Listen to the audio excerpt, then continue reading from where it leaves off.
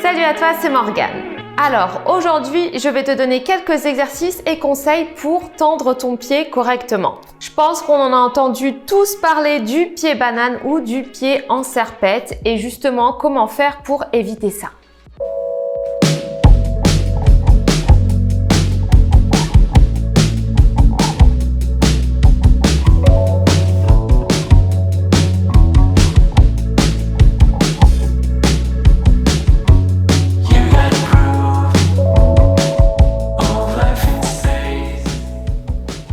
Avoir les pieds en serpette, les pieds en banane ne signifie pas de pas avoir un joli coup de pied. Ça n'a rien à voir. Il y a des personnes, des filles, des garçons qui peuvent avoir de très jolis coups de pied et qui vont tendre le pied en serpette. Et t'en as qui vont avoir pas forcément un très joli coup de pied, mais qui vont tendre très bien leur pied. Donc ce sont deux choses bien distinctes. D'ailleurs, si tu veux travailler ton coup de pied, je vais te mettre la vidéo quelque part par là pour le travailler. Un exercice qui aide mes élèves justement à éviter de pointer le pied comme ça vers l'intérieur en banane, c'est le fait de mettre deux supports entre ton pied. D'abord, tu le fais en parallèle et après, tu le feras différemment. Mais déjà, en parallèle, tu peux prendre 2 livres ou peu importe, deux choses qui sont assez solides quand même pour éviter que ça tombe. Et déjà, à pointer et à faire demi-pointe flex, demi-pointe pointe, demi-pointe flex, déjà lentement, à apprendre à bien pointer ton pied sans partir vers l'intérieur. Une fois que tu comprends déjà et que tu vois, parce que ça paraît bête comme ça, mais ça l'est pas, si toi tu as tendance à pointer vers l'intérieur, tu vas faire la même chose debout. Donc tu vas te lever et tu vas faire tous tes dégagés également debout en mettant toujours tes 2 livres par exemple et en tendant sans faire tomber tes livres. Et tu vas pointer en gardant toujours cette ligne bien droite. Pense toujours que quand tu es parallèle, par exemple, ce qui peut t'aider, c'est de penser toujours à la ligne du 2e, 3e orteil, surtout le 2e, cheville, genou, hanche. Ça, c'est ta ligne qui est correcte. Donc, essaie toujours de garder cette ligne comme ça un peu invisible. Après, lorsque tu vas faire tes dégagés en dehors, parce que des fois, quand on est parallèle, on arrive un peu plus à contrôler. Et dès qu'on va aller en dehors, on a tendance à tellement vouloir bien pointer son pied que son pied part à l'intérieur. Et c'est normal.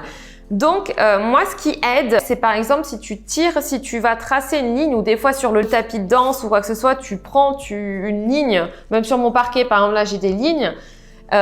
Tu fais un dégagé et tu essaies de respecter cette ligne déjà quand tu dégages. Parce que le problème, c'est qu'avec le pied en serpette, on a tendance des fois à pas continuer, pas aller dans cette ligne directe. On a tendance à faire des petits ronds et revenir. Et des petits ronds et du coup, en faisant le petit rond, on pointe le pied vers l'intérieur et hop. Suis toujours cette ligne, ça part du talon et tu finis avec tes orteils sur la ligne et tu reviens. Donc, si toi, t'as rien, tu peux même avec une craie dessiner une ligne et tu t'entraînes déjà à faire ces dégagés bien correctement devant, seulement devant. Hop, et tu reviens. Et hop, et tu reviens. Un conseil aussi, quand tu pointes, ne pense pas à pointer à fond. Ça ne veut pas dire qu'il faut faire flex, c'est seulement que la plupart du temps, quand on pense à pointer à fond, c'est là où on a tendance à justement à recroqueviller comme ça des orteils et à pointer les pieds vers l'intérieur. Pense plus à allonger, pense plus à ton en dehors et tu vas voir que ton pied va suivre le mouvement.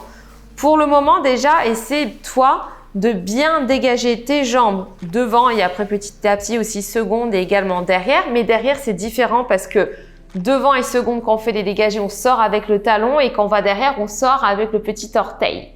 Mais déjà, ça, contrôle sans penser à pointer à fond.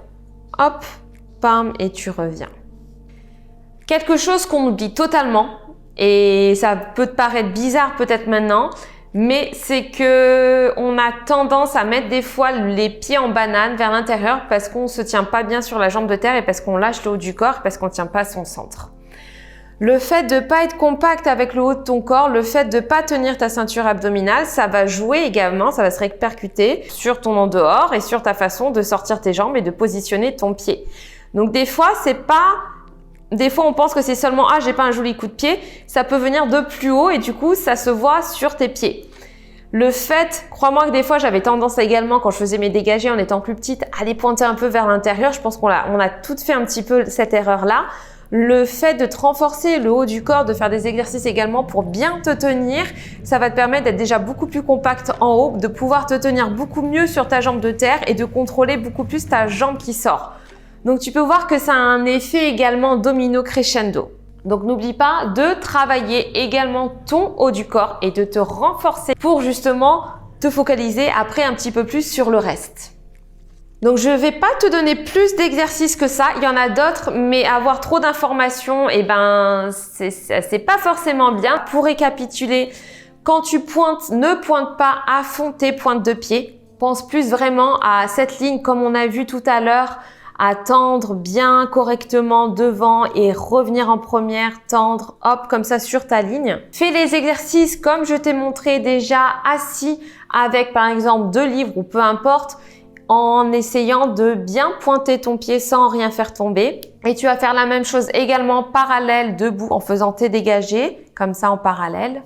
Et pense à renforcer ton haut du corps parce que ça va avoir un impact sur ta façon de pointer tes pieds. Et seulement pour info, oui, avoir un joli coup de pied, bien sûr que c'est un plus et bien sûr que ça va être quand même important pour monter sur pointe ou d'un point de vue esthétique en danse classique. Mais il n'y a pas que ça.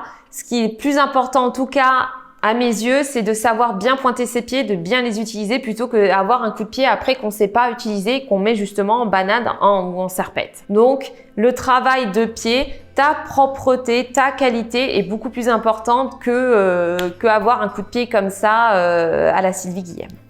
En tout cas, j'espère t'avoir aidé avec ces exercices et ces conseils.